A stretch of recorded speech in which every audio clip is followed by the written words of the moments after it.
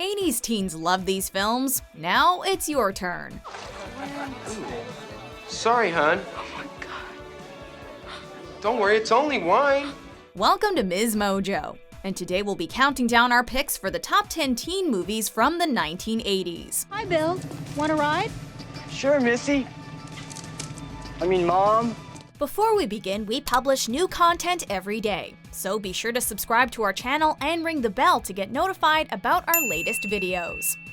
For this list, we're looking at 80s movies geared mostly towards teens or where teenagers are the main characters. Fair warning, there are some spoilers ahead.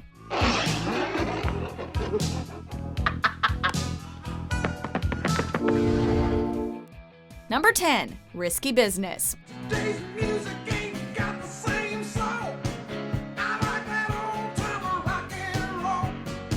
We begin with a familiar scenario.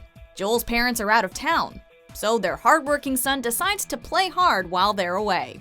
He spends the night with Lana, a beautiful call girl, but it costs him in more ways than one. What if I said I'd be your girlfriend next couple of days? When Joel fails to pay her pimp, he finds Lana and other prostitutes living under his roof. Not to mention his dad's Porsche gets totaled. What's Joel to do? Simple. He turns his house into a brothel. With his admission to Princeton on the line, Joel has to raise money, but not raise suspicion, before his parents get home. Risky business indeed. Is this couch open? Lana, I'm in a meeting. Number 9, Dead Poets Society. Even though it may seem silly or wrong, you must try. In this 1989 drama, Robin Williams plays John Keating, the new English teacher at an all-boys prep school. Keating quickly shows that he's not like the other profs. Through his unique way of teaching poetry, he encourages the boys to make the most of their talents. The powerful play goes on, and you may contribute a verse. Reviving his Dead Poets Society, they become inspired to follow their dreams, but it won't be easy. When the tragic loss of one of their own puts Keating's job in jeopardy, the boys are determined to save their mentor. Arguably the most moving film on this list, Dead Poets Society is a tribute to inspirational teachers and will motivate you to seize the day. Carpe diem. Let's seize the day. Number 8, Heathers. You a Heather? No. I'm a Veronica. This satire of high school cliques shows the dark side of popularity. Veronica is a member of the Heathers, but she's fed up with their manipulative ways. When leader Heather Chandler tries to ruin her reputation, Veronica and her boyfriend JD accidentally poison her and make her death look like a suicide. Corn nuts! The couple leave 2 more bodies in their wake, but that's not enough for JD, who becomes increasingly unhinged. Fearing that she might be next, Veronica comes to her senses and will do anything to protect herself and her classmates. Number 7, A Nightmare on Elm Street. It's inspired a franchise and many parodies, but there's nothing like the original. In this slasher film, disfigured serial killer Freddy Krueger haunts the dreams of suburban teens. And if they die in their dreams, they die for real. Shocked to see her friends dying one by one, final girl Nancy learns the terrifying truth behind the murders.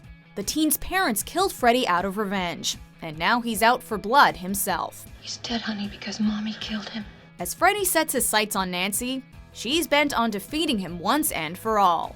This horror classic isn't just scary, it also blurs the lines between fantasy and reality. Number 6, Say Anything. I love you. How many more times do I have to say it? It's the summer after graduation. Lloyd wants to be a kickboxer, and valedictorian Diane has a fellowship coming up. Although they come from 2 different worlds, the 2 surprise everyone when they start dating. Diane's overprotective dad, Jim, isn't impressed, and wishes his daughter would hit the books. You're not a permanent part of her life.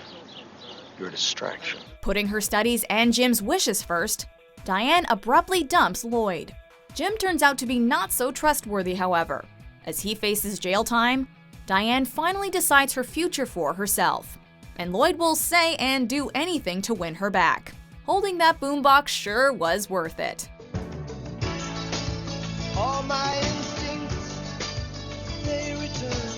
Number 5. Fast Times at Ridgemont High. All I need are some tasty waves, cool buzz, and I'm fine.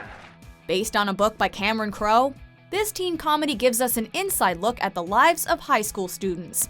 Sophomores Stacy and Mark get some love advice from their senior friends, but nothing will prepare them for what comes next. After lying to him about her age, Stacy loses her virginity to an older man, and later finds herself in a love triangle with Mark and his friend Mike. A sometimes funny and honest take on high school, this cult film is as real as ever, even decades later. I mean, you put the vibe out to 30 million chicks, something is gonna happen. That's the idea, man. Number 4. Ferris Bueller's Day Off. Bueller.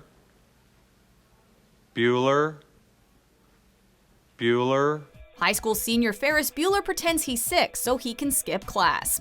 Along with pal Cameron and girlfriend Sloane, Ferris is out and about in Chicago, driving in Cameron's dad's Ferrari.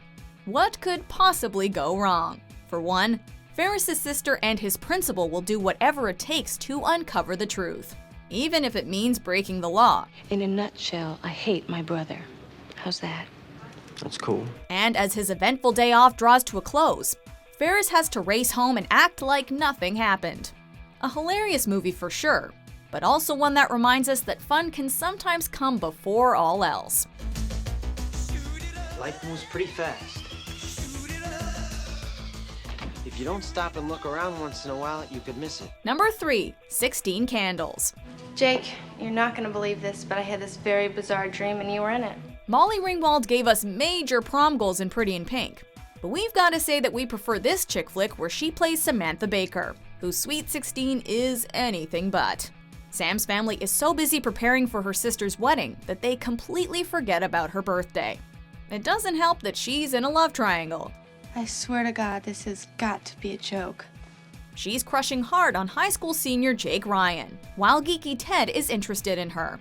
A series of embarrassing events and a wild party at Jake's house bring the trio closer in ways they never imagined. For better or for worse, Sam's 16th birthday is one she'll never forget. Happy birthday, Samantha. Number 2. Back to the Future. Come on, move. Damn it. In 1985, Michael J. Fox gave us 2 great movies, Teen Wolf and this sci-fi classic. After an experiment with his scientist friend Doc Brown doesn't go according to plan, 80s teen Marty McFly time travels to 1955. In the past, Marty has 2 tasks ahead of him. First, he has to make his parents fall in love or he'll never be born.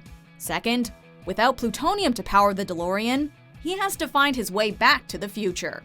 But through the power of love and a show-stopping rendition of Johnny Be Good, Marty manages to save himself and the course of history. A fun ride from start to finish. You'll want to watch it time and time again. Great Scott! Before we get to our top pick, here are some honorable mentions. Don't with the babysitter.